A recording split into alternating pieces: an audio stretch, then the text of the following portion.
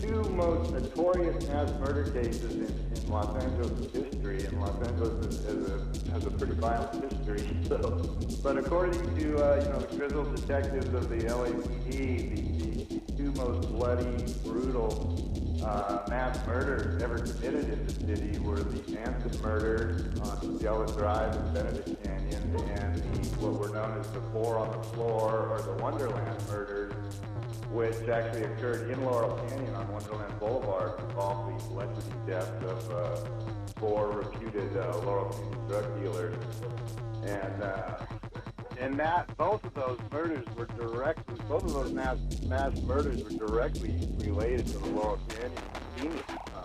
Like I say, the one actually occurred right there in the heart of Laurel Canyon, and the other was a few canyons over, but virtually all of the people involved in it, both victims and perpetrators, were Laurel Canyon regulars. Folger and Frykowski actually lived in a house on, I think it was Woodrow Wilson Drive, directly across the street from the home of Mama Cass, where Charles Manson and some of his followers were reputed to have hung out. Charles Manson was considered by many in the Laurel Canyon crowd to be kind of a peer. He was considered himself to be a musician, songwriter, and whatnot. He had a lot of connections to a lot of these people that have been kept buried for all these years. Some of them are known. He actually lived in Dennis Wilson's home in summer. And Wilson recorded his song, and before he even recorded their own version of one of his songs. But so both of these very high profile, very violent, very bloody mass murders were directly tied to Muslims. And those were just the two most high profile. There were numerous other bodies of dead on a regular basis. Some well known, like Ramon Navarro, Silent Film Star,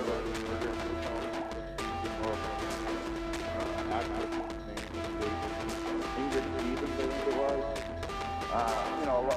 Just an uncanny number of people, or people connected to people. Like several of the wife's girlfriends, Jackie Brown's wife, Graham Nass's girlfriend, various others. A long laundry list of violent murders that were directly connected to the scene. Right. Now, you also tell about the relationship. For instance, let's see, Jean Harlow, had 3 marriages and was the godmother to Bugsy Siegel's daughter, Milton. And I mean, you weave all of these relationships together and you think, my goodness, I mean, by the time you get to part 4 or 5, it's just overwhelming. The things that have weaved into your story, the facts, and the network. And you think, well, how did all of this, not just the musicians, the music scene, but how did Hollywood in general affect our society with the violence?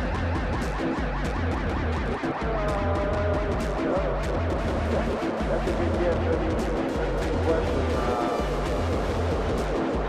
The thing with this story is it's kind of a difficult story to tell. It's not like a real sort of story. And everything is sort of moving around and connected. And after a while, it's like everything and everyone is connected to everything. So it's kind of a difficult story to tell. But as far as Hollywood is from its very beginning, from its earliest days, very, very violent place. Always about violence.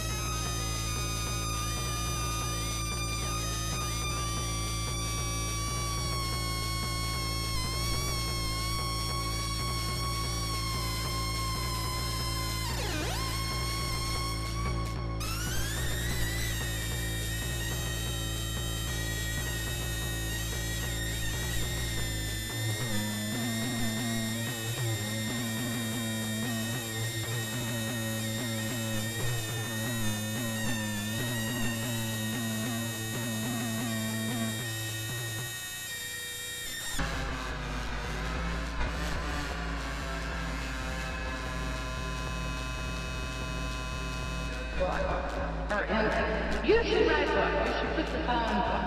This is such fabulous writing, and it's just wonderful. You ought to put the book.